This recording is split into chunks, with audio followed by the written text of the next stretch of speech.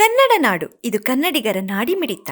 ಹೊರ ರಾಜ್ಯಗಳಲ್ಲಿರ್ತಕ್ಕಂಥ ಕನ್ನಡಿಗರ ಸ್ಥಿತಿಗತಿಗಳನ್ನು ಅಧ್ಯಯನ ಮಾಡೋದಕ್ಕಾಗಿ ಅಲ್ಲಿರ್ತಕ್ಕಂಥ ಬೆಳಗಾವಿ ಆಗಿರ್ಬೋದು, ರಾಯಚೂರು ಆಗಿರ್ಬೋದು, ಬಳ್ಳಾರಿ ಡಿಸಿಗಳಿಗೆ ಒಂದು ಆದೇಶವನ್ನು ಕೊಟ್ಟಿದ್ದಾರೆ. ಕರ್ನಾಟಕ ಕನ್ನಡಿಗರ ಪರಿಸ್ಥಿತಿ ಏನಿದೆ ತಿಳ್ಕೊಂಡು ನಮ್ಗೆ ವರದಿ ಕೊಡ್ರಿ ಅಂತೇಳಿ.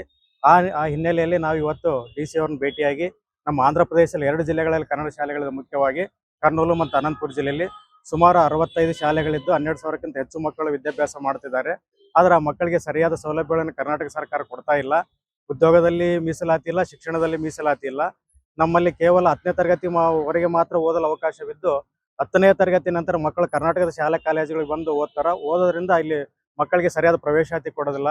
ಉದಾಹರಣೆಗೆ ಇಂಜಿನಿಯರಿಂಗ್ ಆಗಿರ್ಬೋದು, ಮೆಡಿಕಲ್ ಆಗಿರ್ಬೋದು, ಡಿಪ್ಲೊಮಾ ಆಗಿರ್ಬೋದು, B.Ed ಆಗಿರ್ಬೋದು, D.Ed ಆಗಿರ್ಬೋದು, ಈ ಕೋರ್ಸ್ಗಳಲ್ಲಿ ಮೀಸಲಾತಿ ಇಲ್ಲದೆ ಇರುವುದರಿಂದ ನಮ್ಮ ವಿದ್ಯಾರ್ಥಿಗಳು ಕೇವಲ ಡೊನೇಷನ್ ಕೊಟ್ಟು ಓದಬೇಕಾದ ಪರಿಸ್ಥಿತಿ ಇದೆ. ಮತ್ತೆ ಓದಿದ ತಕ್ಷಣ ಮತ್ತೆ ಉದ್ಯೋಗ ಕೂಡ ಕೊಡ್ತಾ ಇಲ್ಲ. ಈ ಹಿನ್ನೆಲೆಯಲ್ಲಿ ಅನೇಕ ವಿದ್ಯಾರ್ಥಿಗಳು ತೊಂದರೆಯನ್ನು ಅನುಭವಿಸಿದ್ದಾರೆ. ನಾವು ಯಾಕೆ ಕನ್ನಡ ಓದಬೇಕು, ಕನ್ನಡ ಓದಬಾರ್ದು, ಕನ್ನಡ ಓದೋದ್ರಿಂದ ನಾವು ಇಷ್ಟೆಲ್ಲ ತೊಂದರೆ ಅನುಭವಿಸ್ತಿದ್ವಿ, ಬೇಡ ಅಂತೇಳಿ ಇಂಗ್ಲೀಷ್ ಮತ್ತು ತೆಲುಗು ಮಾಧ್ಯಮಗಳಲ್ಲಿ ಓದ್ತಾ ಇದ್ದಾರೆ. ಇದರಿಂದಾಗಿ ಇವತ್ತು ಕನ್ನಡ ಶಾಲೆಗಳಲ್ಲಿ ವಿದ್ಯಾರ್ಥಿಗಳ ಸಂಖ್ಯೆ ಕಡಿಮೆ ಆಗ್ತಾ ಇದೆ. ಅದಕ್ಕಾಗಿ ನಾವು ಇವತ್ತು ಮನವಿ ಪತ್ರ ಕೊಡೋದು ಏನಂದ್ರೆ, ಕರ್ನಾಟಕದಲ್ಲಿ ನಮ್ಮ ಕನ್ನಡ ಮಾಧ್ಯಮದಲ್ಲಿ ಆಂಧ್ರ ಪ್ರದೇಶದಲ್ಲಿ ಓದಿರ್ತಕ್ಕಂಥ ವಿದ್ಯಾರ್ಥಿಗಳಿಗೆ ಶಿಕ್ಷಣ ಉದ್ಯೋಗದಲ್ಲಿ 5% ಮೀಸಲಾತಿ ಕೊಡಬೇಕು. ಮತ್ತೆ ನಮ್ಮ ಆಂಧ್ರದಿಂದ ಈ ಕರ್ನಾಟಕದ ಶಾಲೆಗೆ ಬಂದು ಓದ್ತಕ್ಕಂಥ ಮಕ್ಕಳಿಗೆ ವಸತಿ ನಿಲಯಗಳಲ್ಲಿ ನಮ್ಮ ಕಂದಾಯ ಅಧಿಕಾರಿಗಳು ಕೊಟ್ಟಿರ್ತಕ್ಕಂತಹ ಕ್ಯಾಸ್ಟ್ ಮತ್ತು ಇನ್ಕಮ್ ಸರ್ಟಿಫಿಕೇಟ್ಲಿಂದನೇ ಅವ್ರಿಗೆ ಕೊಡಬೇಕು. ಜೊತೆಗೆ ವಸತಿ ನಿಲಯಗಳಲ್ಲಿ ಪ್ರವೇಶ ಕೊಡಬೇಕು. ಆಮೇಲೆ ಕಿತ್ತೂರು ರಾಣಿ ಚೆನ್ನಮ್ಮ, ಮುರಾರ್ಜಿ ದೇಸಾಯಿ ಇಂಥ ಶಾಲೆಗಳಲ್ಲಿ ಕೂಡ ಮಕ್ಕಳಿಗೆ ಪ್ರವೇಶಾತಿಯನ್ನು ಕೊಡಬೇಕು. ಈ ರೀತಿಯಾಗಿ ನಾವು ಅನೇಕ ಬೇಡಿಕೆಗಳನ್ನು ಇಟ್ಕೊಂಡು ಇವತ್ತು ನಾವು ಜಿಲ್ಲಾಧಿಕಾರಿಗಳನ್ನ ಭೇಟಿ ಆಗ್ತಾ ಇದೀವಿ. ಜಿಲ್ಲಾಧಿಕಾರಿಗಳು ನಮ್ಮ ಮನವಿಯನ್ನು ಆಲಿಸಿ ನಮ್ಮ ಒಂದು ವರದಿಯನ್ನು ಸರ್ಕಾರಕ್ಕೆ ಶೀಘ್ರ ಕೊಟ್ಟು ನಮ್ಮ ಬೇಡಿಕೆಗಳನ್ನು ಈಡೇರಿಸಬೇಕಂತೇಳಿ ಈ ಮೂಲಕ ನಾವು ಕೇಳ್ಕೊಳ್ತಾ ಇದ್ದೀವಿ.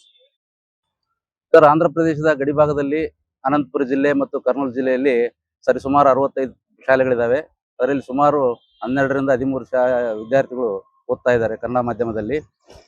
ಹೀಗಾಗಿ ಕರ್ನಾಟಕ ಸರ್ಕಾರದ ವತಿಯಿಂದ ನಮ್ಮ ಆಂಧ್ರ ಗಡಿ ಕನ್ನಡ ಶಾಲೆಗಳಿಗೆ ಏನಾದರೂ ಸಹಾಯ ಮಾಡಬೇಕಂತಂದು H.K. ಪಾಟೀಲ್ ಅವರ ನೇತೃತ್ವದಲ್ಲಿ ಒಂದು ಕಮಿಟಿ ಮಾಡಿದ್ದಾರೆ.